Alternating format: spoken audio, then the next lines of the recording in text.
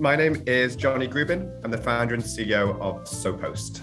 So SoPost has been around for about 10 years now, and everything that we do is really focused on creating technology products to help brands run really powerful product sampling campaigns online.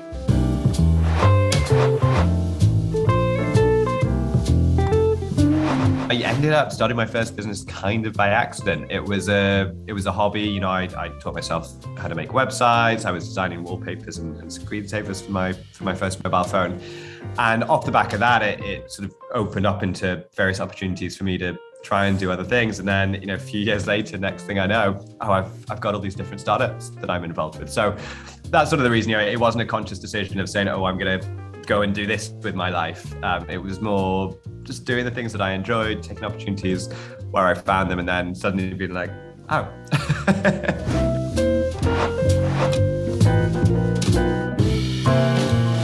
The people who have big dreams, which might sound very cliched, but they've got this vision of where they want the world to go or something that they want to create.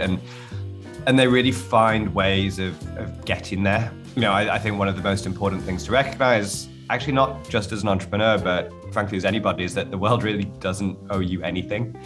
And those entrepreneurs who have achieved the greatest successes and the ones who, I look at and take a lot of inspiration from, are people who recognize that there's no entitlement to any of this stuff. And if I want to have something or I want to do something, I myself need to find a way to make that happen. So it's that real sense of direction, but also pragmatism about saying, I know where I'm trying to go, but let's try to navigate and find the path of least resistance.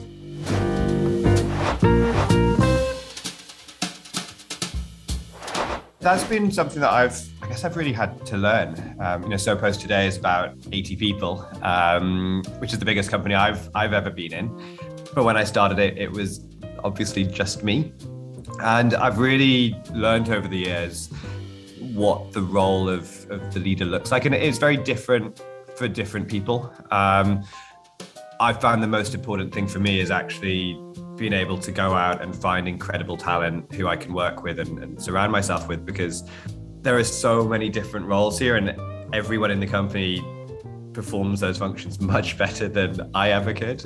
And actually the most important role of the leader is to go out, find that amazing talent, bring them on board, inspire them, and really allow them to do their best work.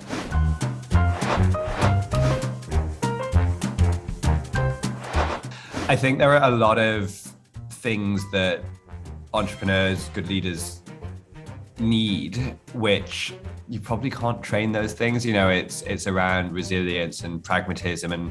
And if I think about myself and I look at where I am today versus when I was starting out, I'd say I'm much more developed in those areas, but that's not been through a sort of traditional educational route.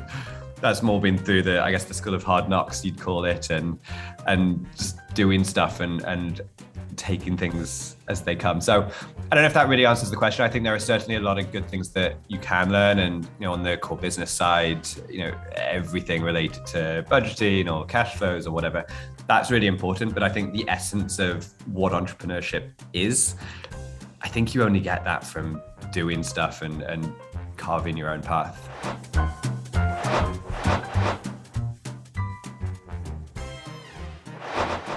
It's all about people ultimately. Meet as many people as you can, create as many opportunities as possible. Ultimately there's nothing special about me. I'm no smarter than anybody else. I'm no better to anybody else. But I think one of the reasons why I've been able to get to where I am is because I've created so many opportunities for myself, and I've probably put myself in positions where I've allowed good things to happen more than perhaps other people have. So, I'd say be curious, create the opportunities for opportunity to happen, but also be pragmatic and choose the path of least resistance with what it is that you're doing.